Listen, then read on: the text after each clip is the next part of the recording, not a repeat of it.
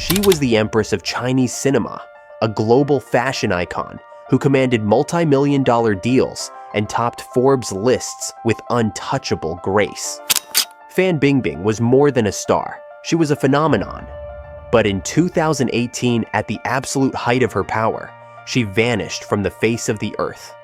Her disappearance sparked a global mystery that unraveled into a shocking tale of wealth, deception, and the immense power of the state. This is the full story of her meteoric rise and catastrophic fall. To see more deep dives into the world's biggest stars, subscribe to our channel. In the late 1990s, a cultural phenomenon swept across China and much of Asia, a television drama called My Fair Princess. It was a sensation, a historical romance that captured the hearts of millions. Within this whirlwind of popularity, a new star was born. Her name was Fan Bingbing, and though she played a supporting role as the loyal handmaiden Jin Suo, her presence was undeniable. At just 16 years old, her face became one of the most recognizable in the country. The show was a launching pad of incredible force, rocketing her from obscurity into the national spotlight.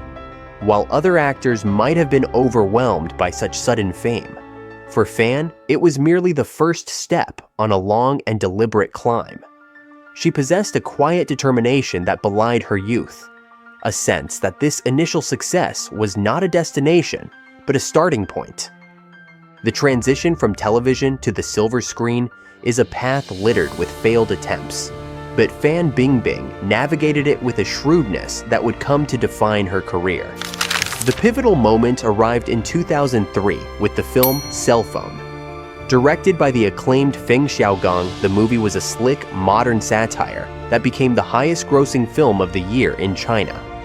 In it, Fan played a cunning and ambitious mistress, a role that was a world away from the innocent handmaiden her fans knew. The performance was a revelation. It showcased her range and depth, proving she was more than just a pretty face from a popular TV show. For her work, she won the prestigious 100 Flowers Award for Best Actress. This was not just an award, it was a validation. It announced her arrival as a serious cinematic force, a leading lady who could carry a major film and earn critical acclaim.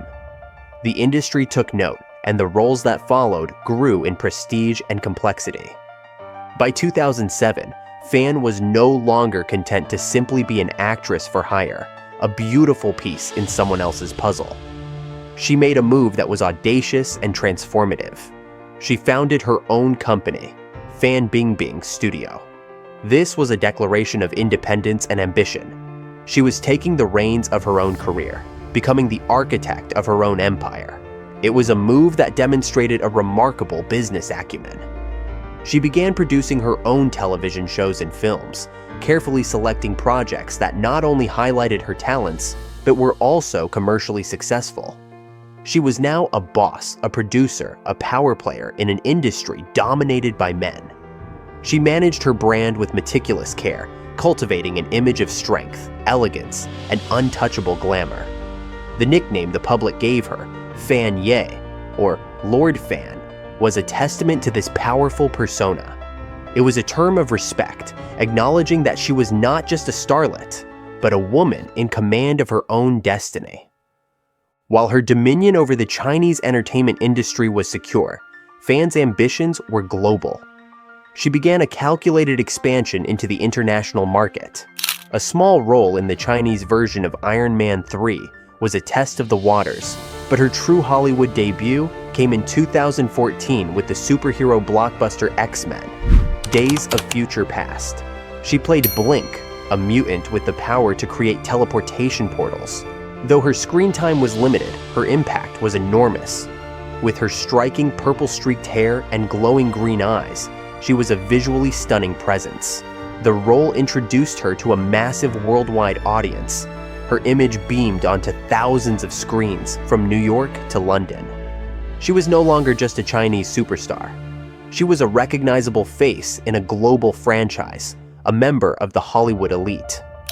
Parallel to her acting career, Fan masterfully cultivated her status as a global fashion icon. The red carpet became her stage, and she used it with strategic brilliance. Her appearances at the Cannes Film Festival, year after year, were events in themselves.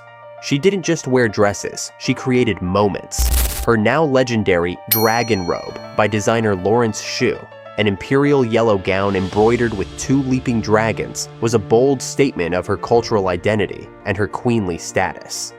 Another year, she wore a gown adorned with elegant cranes, a symbol of longevity and peace. These were not just fashion choices, they were carefully crafted messages. She championed Chinese designers on the world stage, while also being dressed by the most revered European fashion houses, like Louis Vuitton and Valentino. The Met Gala, fashion's most exclusive event, became another of her showcases. She was a photographer's dream, consistently one of the most anticipated and best-dressed attendees.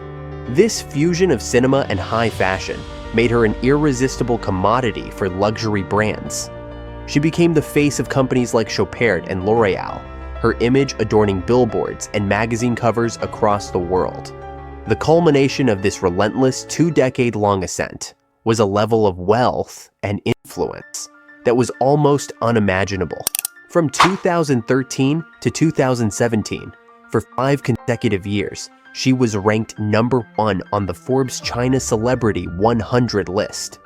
She was not just the most famous, but the most powerful and highest paid celebrity in one of the world's largest economies.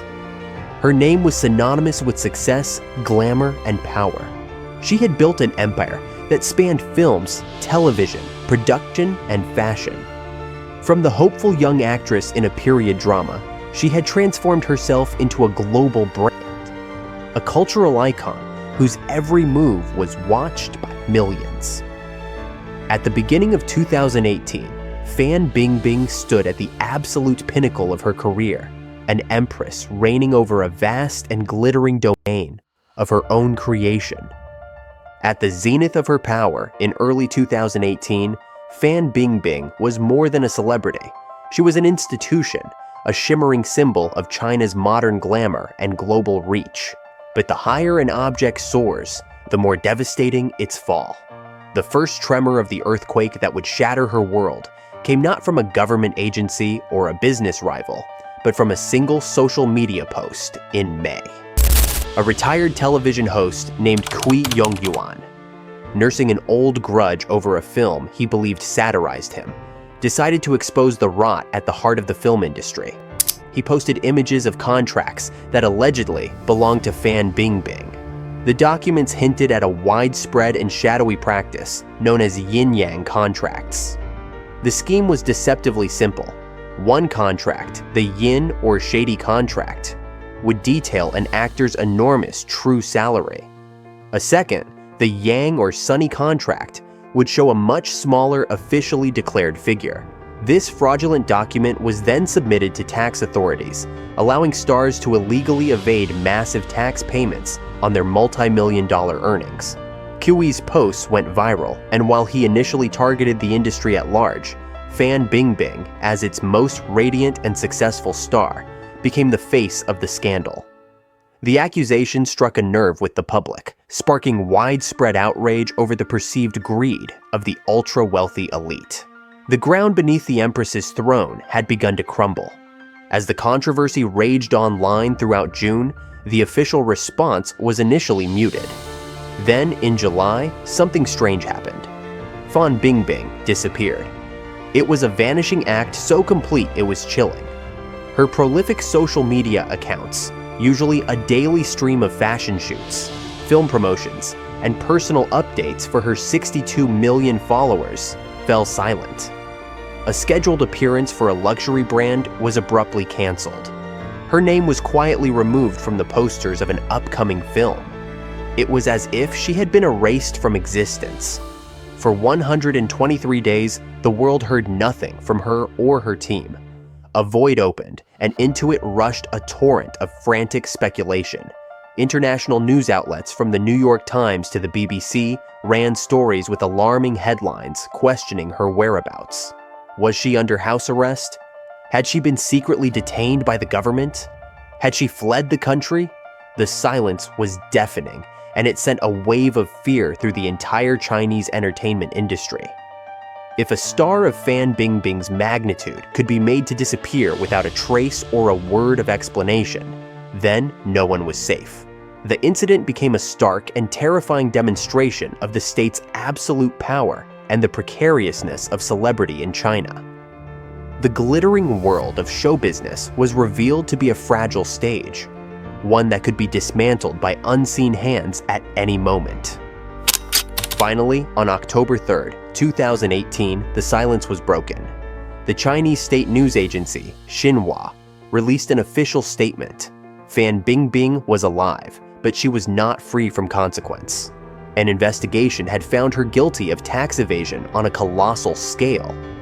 She and her companies were ordered to pay an astronomical sum in back taxes, late fees, and fines, totaling more than 883 million yuan, an amount equivalent to roughly 127 million American dollars. It was a penalty of breathtaking size, designed not only to punish, but to serve as a powerful warning to every other high earner in the nation. The government announced that she would avoid criminal charges if she paid the fines by the deadline. Shortly after the official announcement, Fan Bingbing reappeared, not in person, but with a long, humbling letter posted to her social media accounts. The tone was one of complete submission. The empress was now a penitent. She spoke of her shame and guilt, of her deep regret for her actions. She offered no excuses. She praised the policies of the Communist Party and expressed her profound gratitude for the country that had nurtured her. "I have failed the country which has cultivated me. I have failed the society which has trusted me. I have failed the fans who have loved me," she wrote. "I completely accept all of them and will raise funds to pay my taxes and penalties regardless of any obstacles." It was a stunning public act of self-criticism, the complete capitulation of a global icon before the might of the state. The fallout from the verdict and her apology was swift and brutal. Her career in mainland China, once a roaring fire, was extinguished.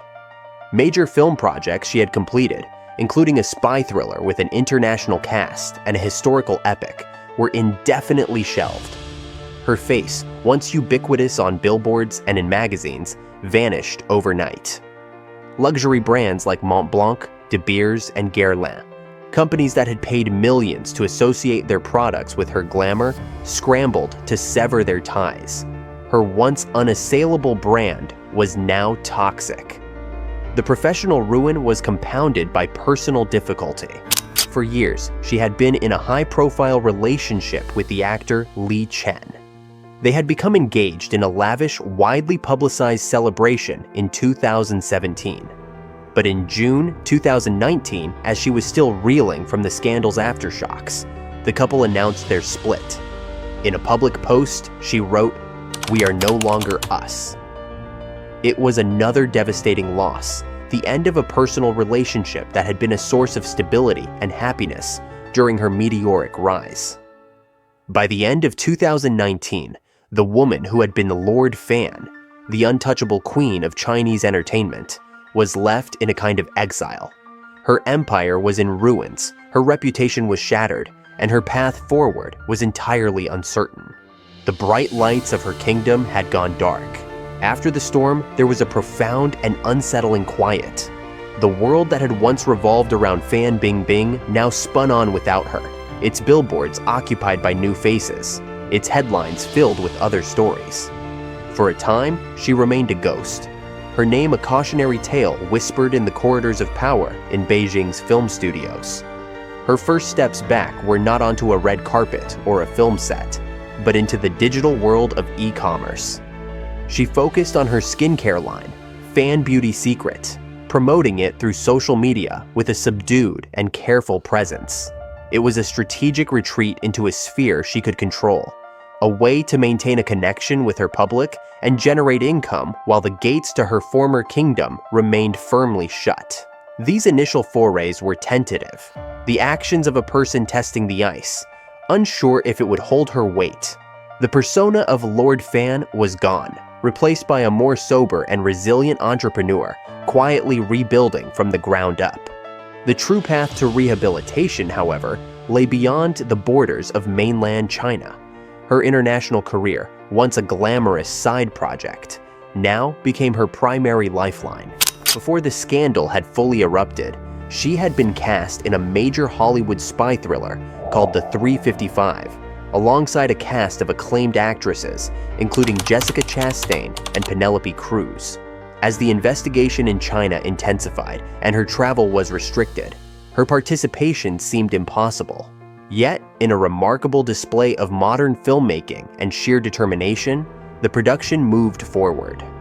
A body double was used for her scenes shot on location in London, with Fan later filming her parts against a green screen in Asia. When the film was finally released in early 2022, seeing her on screen fighting alongside Hollywood A-listers was a significant moment. It was tangible proof that she had not been entirely erased. It was a foothold, a declaration that her career, while severely wounded, was not dead. That foothold provided the foundation for a more ambitious step. In 2023, she starred in Green Knight, a gritty, stylish thriller co-produced in Hong Kong and South Korea. This was not a supporting role in a blockbuster ensemble. It was a leading part that required her to speak her lines in Korean.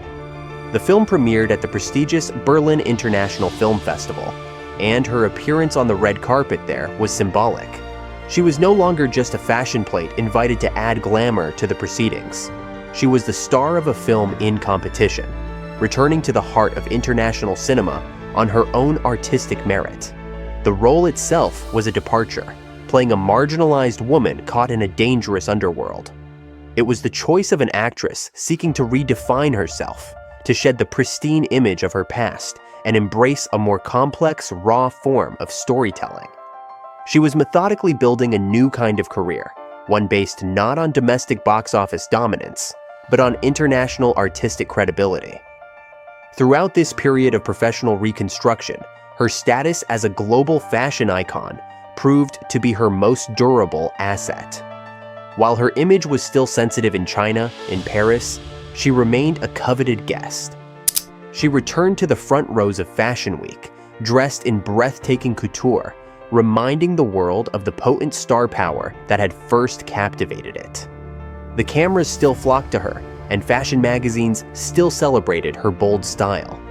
It was a parallel career that never truly faltered, a platform that kept her in the public eye and maintained her global relevance, while her acting prospects were slowly being cultivated. This enduring appeal was a testament to the powerful brand she had built over 2 decades. A brand so strong that not even a scandal of immense proportions could completely dismantle it on the world stage. Yet, the comeback has not been a seamless, triumphant parade. The shadow of 2018 is long, and it continues to trail her every move. In 2024, when she was appointed the official tourism ambassador for the historic Malaysian city of Malacca, the announcement was met with a divided response. While many officials and fans celebrated the partnership, believing her immense star power would boost tourism, a vocal contingent online questioned the decision. They argued that appointing someone who had been at the center of a major tax evasion scandal sent the wrong message. The controversy was a stark reminder that forgiveness is not universal and that her past will likely remain a permanent footnote to her name. Every new success is viewed through the lens of her past transgression, a public penance that has no clear end date. As of the summer of 2025, Fan Bingbing exists in this new reality. She is a figure irrevocably changed, an actress whose career is now a case study in resilience. She navigates a complex path, celebrated at film festivals in Europe, while remaining a delicate subject at home. The Empress's throne is gone, but the woman who sat on it has proven to be a survivor, carefully, piece by piece, building a new, smaller, but perhaps more durable international queendom. From a national treasure to a public pariah, Fan Bingbing's journey is a modern epic of ambition and consequence. Her story is not just about a fall from grace, but about the grueling, uncertain path back. No longer the untouchable empress, she has been redefined as a survivor, navigating a global stage while the shadow of her past remains. Her comeback is a testament to resilience, but also a stark reminder of how quickly an empire can crumble.